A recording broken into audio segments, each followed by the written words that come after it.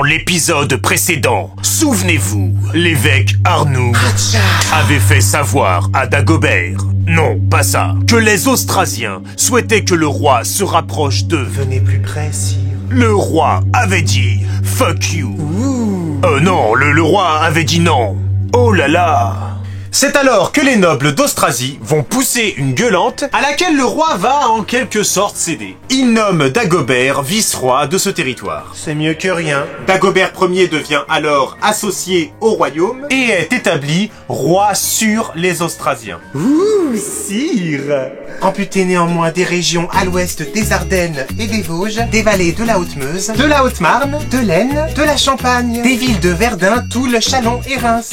Il va me rester quelque chose à gouverner à la fin ou... Cette décision de faire de Dagobert le roi d'Austrasie est évidemment approuvée par Brodulf, qui voilà une bonne occasion d'éloigner Dagobert. Brodulf en profite aussi pour éloigner le maire du palais assigné à Caribert II, le brave Armer. Du palais. Il pourrait aller commander des troupes au-delà du Rhin pour calmer le duc saxon Aiguinan par exemple. C'est bien ça, au-delà du Rhin.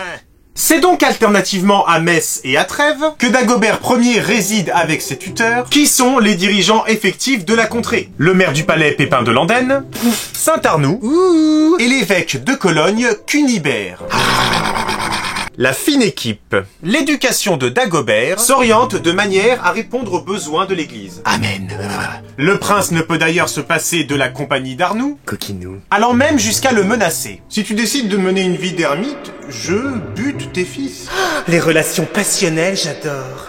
Dagobert met en place des réformes pour améliorer le système judiciaire et par la même occasion, étendre le pouvoir du roi. Mais on va pas en parler en détail, parce que ça me passionne pas plus que ça. Et toi non plus, petit inculte. Un aristocrate bavarois du nom de Schrodoald, et propriétaire d'un domaine à l'ouest de Trèves, exerce un trafic de marchandises avec les duchés alliés de l'Est. Eh tiens, c'est de la bonne. Il étend son influence au détriment de celle du roi, afin de constituer un État indépendant. Bavière indépendante. Il refuse également de payer l'impôt à Pépin de Landenne. Tu vas payer, sinon gare à toi. Dont il a acheté certains de ses officiers. Eh, tenez, c'est de la bonne. Et, cerise sur le pompon, il ne répond pas aux convocations de son suzerain. Arnoux souhaite sa mise à l'arrêt, En 2 mots, l'arrêt. et son jugement par le tribunal royal. En prison, la vilaine. Schrodoald se réfugie alors à Paris auprès de Clotaire II. Tenez, sire, c'est du bon. Et le roi demande alors à Dagobert d'abandonner toute poursuite et de le laisser regagner ses terres tranquillement. Ils sont bons les petits aussi. Après consultation de Pépin, Arnoux, Armer et d'autres conseillers royaux, Dagobert, j'accepte ton pardon. Schrodoald revient donc au palais de Metz pour y être joyeusement assassiné par les hommes d'Armer sur ordre de Dago. J'avais croisé les doigts. Clotaire II menace alors de le destituer s'il ne vient pas de lui-même. Pour repentance et soumission.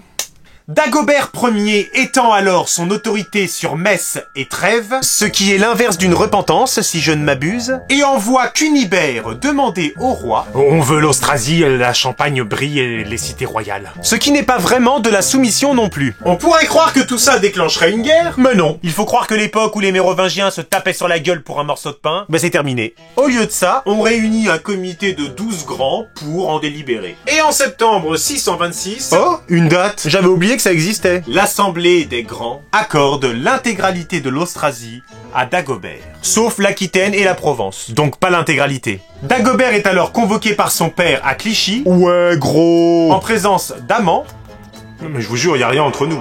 et de Caribert II, pour reconnaissance officielle du royaume d'Austrasie, et afin de faire serment d'allégeance. Faut pas déconner, hein, c'est quand même moi le roi.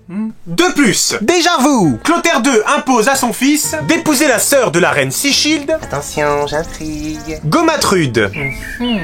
Il impose aussi à Caribert II d'épouser Fulberte, qui est la belle-sœur de Brodulf. Ces mariages permettent à Sichilde et Brodulf de placer des membres de leur famille.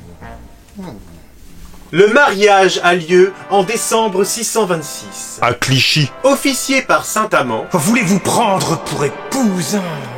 Puis, quelques jours après, il en est de même pour Caribert II et Fulberte. Jusqu'à ce que l'amant vous sépare.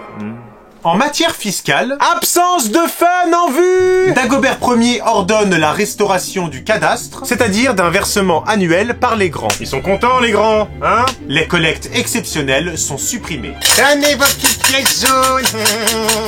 Et lorsque le roi et son escorte crèchent dans des villes, ça n'est plus aux frais de la princesse. C'est vrai que ça me revenait cher à force. Puisque des dédommagements sont prévus pour les cités d'accueil. Dagobert encourage aussi les comtes, allez les comtes, allez les comtes, allez, à rendre une justice moins intéressée en accroissant les inspections, la tête tranchée pour un morceau de pain et les modifications de sentence. Coupez-lui juste les deux mains, on n'est pas des bêtes. Il accorde aussi des faveurs aux magistrats intègres, qui à force de faveurs ne seront peut-être plus si intègres. Et enfin, il dote les comtes de bénéfices personnels qu'il tente de rendre héréditaires. C'est un peu un Robin des Bois à l'envers. Un Wab-Ed Imbor, donc. Quelque part entre décembre 626 et 627, le duc Aiguinan, oh là, doit s'expliquer auprès de Dagobert Ier sur des troubles exercés à l'extérieur de son duché par ses soldats. Et vous pouviez pas planquer votre blason, les gars? Aiguinan rejette la faute sur la mauvaise gestion de ses troupes par le patrice Armer. Oh lui, Un différend éclate alors entre eux. Aiguinan doit maintenant faire serment de fidélité, J'ai jour. et est convié à une assemblée de grands, présidée par Clotaire II. le roi. De son côté, Armer se fait assassiner en sortant de la grande salle de la villa royale.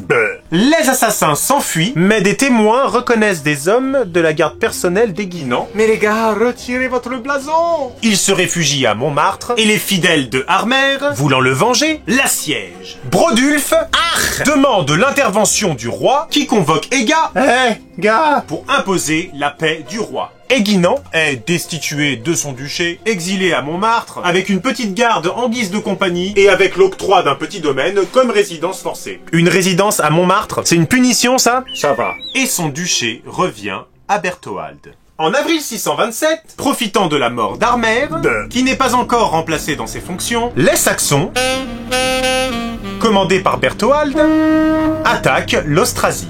Dagobert se voit alors obligé de se défendre et d'entrer en guerre. Yes, une guerre! Enfin! Je pensais pas qu'un jour je dirais ça. Dagobert commande lui-même ses troupes à Spa. Attaquez par le flanc gauche! Vite! Durant la bataille, les cavaleries ennemies s'affrontent. Jusqu'ici, c'est plutôt logique. Laissant les deux chefs en face à face. Alors que les deux hommes s'affrontent, Berthoald agrippe la chevelure de Dagobert, brandit bien haut son arme et d'un geste net, lui coupe. La suite au prochain épisode. Et Dagobert va-t-il mourir? Bah non, puisque c'est l'épisode 2 sur 4. Mais mange tes morts, Christian! Quel suspense insoutenable. Pour mettre à l'épreuve ta fidélité, abonne-toi, passe-moi l'anneau au pouce, partage avec les autres, et que sonne la cloche de cette belle union. Petit inculte. C'est trop. C'est beaucoup trop. Pour aller calmer le duc saxon et Aiguinan, par exemple. Pour aller calmer le duc Vascon et Aiguinan, c'est par exemple... Merde. De la Haute-Marne. De la Haute-Marne. Oh, de l'Aisne, c'est pas mal, l'Aisne. Bah oui, je l'ai juste après. C'est vrai que ça me revenait cher à force. C'est vrai que ça me revenait cher à force. Des villes de Verdun, tous. Des villes de Verlin. Des villes de Verdun, Tours, Châlons et Reims. C'est normal qu'elle est là.